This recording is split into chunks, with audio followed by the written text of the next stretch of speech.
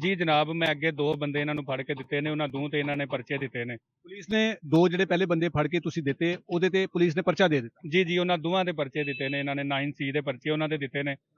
ਤੇ ਉਸ ਤੋਂ ਬਾਅਦ ਇਹਨਾਂ ਦੀ ਡੀਲ ਉਹਨਾਂ ਨਾਲ ਹੋ ਗਈ ਹੈ। ਉਹਨਾਂ ਕਿਹਾ ਤੁਸੀਂ ਜਿਵੇਂ ਮਾਲ ਵੇਚੋ, ਤੁਹਾਡੇ ਵੱਲ ਕੋਈ ਪੁਲਿਸ ਵਾਲਾ ਬੰਦਾ ਨਹੀਂ ਆਏਗਾ, ਜੇ ਕੋਈ ਆਏਗਾ ਤੇ ਉਹਦੀ ਵੀਡੀਓ ਬਣਾ ਕੇ ਸਾਨੂੰ ਦਿਓ, ਅਸੀਂ ਉਹਦੇ ਖਿਲਾਫ ਐਕਸ਼ਨ ਦਿਆਂਗੇ। ਇਹ ਕਿੰਨੇ ਡੀਲ ਕੀਤੀ ਇਸ ਤਰ੍ਹਾਂ ਦੀ ਕਿ ਅਗਰ ਕੋਈ ਪੁਲਿਸ ਅਹਿਲਕਾਰ ਤੁਹਾਡੇ ਵੱਲ ਆਉਂਦਾ ਹੈ ਤੁਸੀਂ ਉਹਦੀ ਵੀਡੀਓ ਬਣਾ ਕੇ ਸਾਨੂੰ ਦਵੋ ਤੇ ਖੁੱਲ ਕੇ ਵੇਚੋ?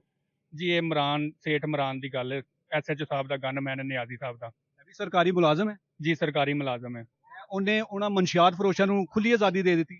ਜੀ ਮੈਂ ਇਹਨੂੰ ਕਿਹਾ, ਮੈਂ ਕਿਹਾ ਯਾਰ ਇਹਨਾਂ ਨੇ ਨਾ ਨਿਆਜ਼ੀ ਸਾਹਿਬ ਦੇ ਗਨਮੈਨ ਨੂੰ ਕਿਹਾ, ਮੈਂ ਕਿਹਾ ਇਹਨਾਂ ਫੈਰ ਮਾਰੇ ਨੇ, ਚੰਗਾ ਕੰਮ ਨਹੀਂ ਕੀਤਾ, ਮੈਂ ਤੇ ਚਲੋ ਅੱਲਾ ਵੱਲੋਂ ਬਚ ਗਿਆ, ਲੇਕਿਨ ਇਹਨਾਂ ਨੂੰ ਫੜਨਾ ਹੈ। ਮੈਨੂੰ ਕਹਿੰਦਾ ਸਬਰ ਕਰ ਲੈ, ਕੋਈ 4 ਦਿਨ ਸਬਰ ਕਰ, ਉਹਨਾਂ ਨੂੰ ਕੋਈ ਮਾਲ ਵੇਚ ਲੈਣ ਦੇ, ਹਾਲੇ 4 ਦਿਨ ਪਹਿਲੇ ਤੇ ਤੂੰ ਉਹਨਾਂ ਦੇ ਅੱਬੇ ਨੂੰ ਫੜਿਆ ਉਹਦੇ ਨੂੰ, ਤੇ ਅੱਜ ਉਹਨੂੰ ਕੋਈ 4 दिन बेच लें, माल कोई गल नहीं, फिर फड़ लांगे। कितनी तनख्वाह थी जो पुलिस एहलकारों की आप इतने काम करते थे?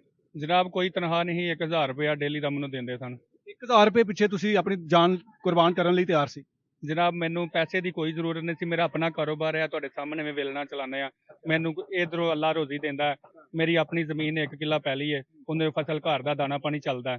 मैं जनाब आने वाली नस्ल है, छोटे छोटे बच्चे आ तुहाडे सामने खड़े ने, ये बच्चे सिर्फ नशे ते ना लग जान, ये बुरी सोबत दे विच ना वड़ जान, सिर्फ इस अकीदे दे नाल पुलिस दी हेल्प करदा रहा, लेकिन मैनू नहीं समझ लगी कि देखो ना ਤੁਹਾਨੂੰ ਅਵਾਰਡ ਦੇਣਾ ਚਾਹੀਦਾ ਸੀ। IG ਪੰਜਾਬ ਸਾਹਿਬ ਆ ਕੇ ਤੁਹਾਨੂੰ ਇਜ਼ਾਜ਼ੀ ਜਿਹੜਾ ਹੈਗਾ ਨਾ ਰਜ਼ਾਕਾਰਾਨਾ ਤੌਰ ਤੇ ਯੂਨੀਫਾਰਮ ਦਿੰਦੇ, ਤੁਹਾਨੂੰ ਕੋਈ ਬੈਚ ਲਗਾਉਂਦੇ, ਉਲਟਾ ਤੁਹਾਡੇ ਤੇ ਹੱਥ ਕੜੀ ਲਗਾ ਕੇ ਤੁਹਾਨੂੰ ਹਵਾਲਾ 'ਚ ਬੰਦ ਕਰ ਦਿੱਤਾ।